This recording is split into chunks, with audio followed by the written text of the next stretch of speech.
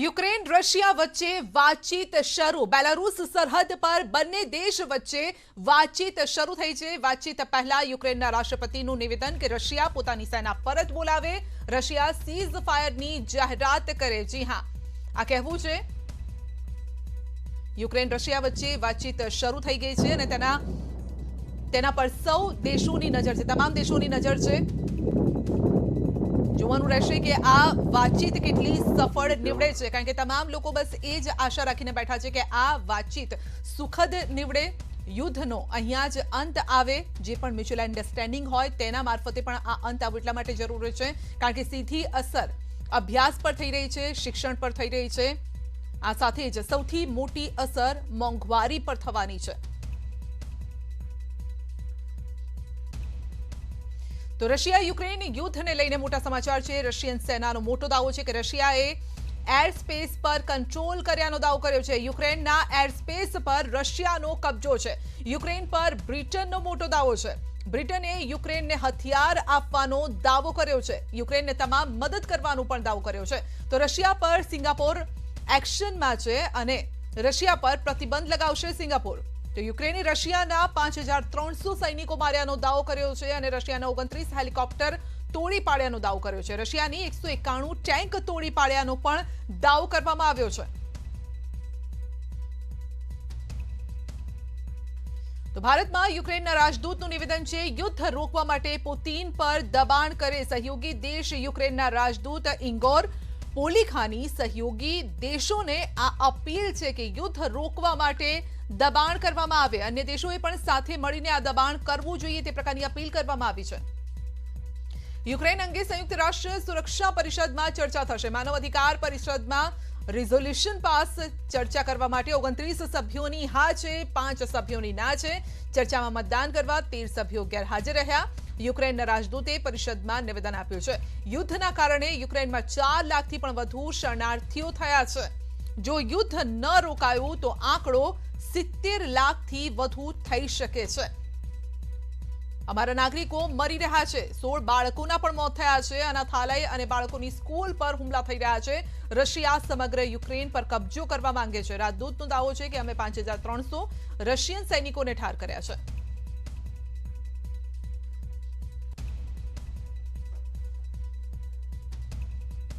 तो इस बारे में ज्यादा जानकारी लेंगे. हमारे सहयोगी शैलेंद्र हमारे साथ जुड़ चुके हैं. जी शैलेंद्र, एक और देखा जाए तो बातचीत शुरू हो चुकी है यूक्रेन और रशिया के बीच में. क्या लग रहा है इस बातचीत में किन किन मुद्दों पर चर्चा होगी और क्या कुछ निकल कर आ सकता है इस बातचीत में? देखिए संध्या, सबसे अहम बात यह है कि जो बातचीत है उसके जरिए हल निकलता है या नहीं, ये बड़ा सवाल है, क्योंकि स्टेक्स दोनों तरफ हाई हैं और यूक्रेन ने साफ कर दिया है कि वो सरेंडर नहीं करेगा. यूक्रेन के विदेश मंत्री ने साफ कर दिया है. तो ऐसे में ये बातचीत जो बेलारूस बॉर्डर पे हो रही है, जिसमें यूक्रेन और रशियन साइड के डेलीगेशन मौजूद हैं, वो बातचीत के जरिए इसको हल करने की कोशिश करेंगे. लेकिन ये भी बता दें आपको कि अब से कुछ देर पहले यूक्रेन के एम्बेसडर जो कि दिल्ली में हैं, उन्होंने एक प्रेस कॉन्फ्रेंस करके कहा कि इस वॉर से रशिया को भी नुकसान हुआ है. रशिया के 5300 सैनिक मारे गए हैं, ऐसा दावा यूक्रेन ने किया है. और वही उन्होंने एक बार फिर ये कहा कि इसको बातचीत के जरिए हल किया जाना चाहिए. हम चाहते हैं कि रशिया ये वॉर खत्म करे. इसी बीच आज 2 अहम बैठकें हैं. एक यूएन जनरल असेंबली में होना है, यानी संयुक्त राष्ट्र आम सभा में ये बैठक होगी, और वहीं संयुक्त राष्ट्र सुरक्षा परिषद यूएनएससी में भी रात 1:15 बजे के आसपास बैठक होगी, जिसमें यूक्रेन के हालात पर और रशियन इन्वेजन को लेकर बातचीत होगी. और वहीं यूएनएचआरसी यानी यूएन ह्यूमन राइट्स कमीशन में भी इस पर चर्चा को लेकर रजामंदी हो गई है. प्रस्ताव पारित हो चुका है, जिसमें माना जाएगा कि थर्सडे या फ्राइडे को ये बातचीत होगी. तो कुल मिला के जो तनाव बना हुआ है रूस और वेस्टर्न कंट्रीज के बीच में, वो बरकरार है. बातचीत के जरिए एक रोशनी की किरण दिखाई दे रही है कि इससे अगर कोई हल निकल के आता है. लेकिन फिलहाल जो वॉर है इस बातचीत दौरान भी वहां पर जारी है और रशियन जो स्ट्राइक्स अभी भी चल रहे हैं. जी शैलेंद्र, भारत का क्या कुछ प्रयास रहा है, क्योंकि कुछ मंत्रियों को भेजने की भी बात सामने आई थी जो हमारे भारतीय है वहां पर फंसे हुए हैं, उनको यहां लाने के लिए. तो इस बारे में क्या कुछ ताजा खबरें आ रही हैं?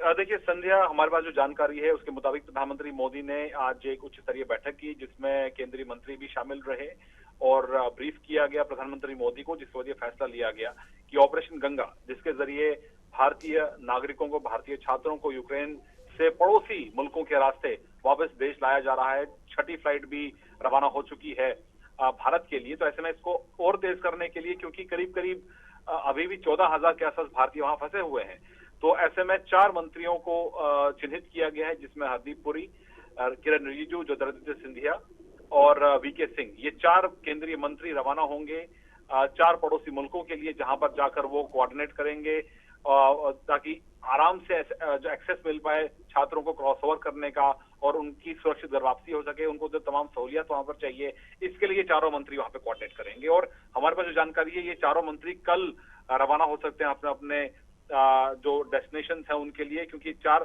पड़ोसी मुल्क जहां से ये इवैक्यूएशन अभी फिलहाल चलाया जा रहा है।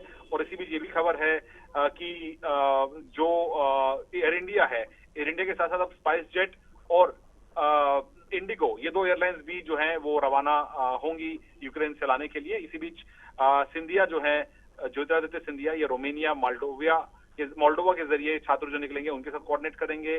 किरण रिजिजू जो केंद्रीय मंत्री हैं, केंद्रीय कानून मंत्री हैं, वो स्लोवाक जाएंगे। हरदीप पुरी हंगरी जा रहे हैं और वीके सिंह पोलैंड जाएंगे। आपको ये भी याद दिला दें कि वीके सिंह ने आज से कुछ साल पहले जब लीबिया में हालात खराब हुए थे, उस टाइम में भी वीके सिंह ने जिबूती के रास्ते कई भारतीय नागरिकों को निकालने में उन्होंने कोऑपरेट किया था, उनका काम सराहा भी गया था उस टाइम में जब विदेश मंत्री सुषमा स्वराज हुआ करती थी। तो कुल मिला के भारत सरकार की कोशिश यही है कि जो भी भारतीय वहां फंसे हुए हैं उनको सुरक्षित घर वापस लाया जा सके। लेकिन जिस तरह के हालात अभी भी ईस्टर्न यूक्रेन में बने हुए हैं, ऐसे में जो ऑपरेशन गंगा है उसमें वक्त जरूर लग सकता है। कोशिश यही सरकार की सभी भारतीय जल्द से जल्द भारत लौट सके। जी जी, शैलेंद्र, आपसे ये भी जानना चाहेंगे, क्योंकि ये युद्ध भले ही 2 देशों के बीच में हो रहा हो, लेकिन इसका असर वैश्विक स्तर पर देखने को मिल रहा है। अर्थव्यवस्था पर किस तरह से इसका असर देखा जाएगा, न सिर्फ रशिया और यूक्रेन में, लेकिन भारत में भी किस तरह से असर इसका देखने को मिलेगा? देखिए, इसमें सबसे बड़ी बात यह है कि यूक्रेन पर रशियन इन्वेजन के बीच में जो वर्ल्ड इकोनॉमी है उसको जरूर धक्का पहुंचेगा। हमने ये देखा है कि ये रशियन रूबल जो है वो काफी हद तक नीचे गिर चुका है। ऑयल के प्राइसेस ऊपर जा सकते हैं, जो इनडायरेक्टली भारत के मार्केट पर भी असर कर सकता है। महंगाई बढ़ सकती है, पेट्रोल के दाम बढ़ सकते हैं। और भारत के फिलहाल सबसे अहम बात यह है कि वो अपने नागरिकों को वहां से सुरक्षित निकाले।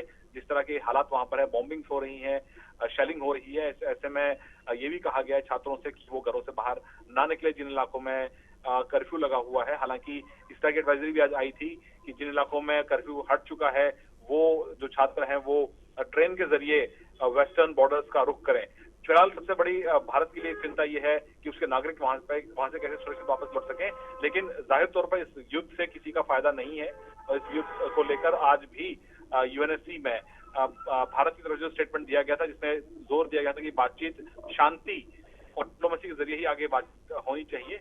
और भारत ने साफ कर दिया है कि जो हमारे छात्र वहां पर है, हमारे नेशनल वहां पर है, उनकी सुरक्षा भारत चिंतित है। और जिस तरह के हालात वहां पे, ऐसे में बहुत से छात्रों को निकाल पाना बहुत मुश्किल हो रहा है। जी जी, शैलेंद्र, शुक्रिया आपका हमारे साथ जुड़ने के लिए।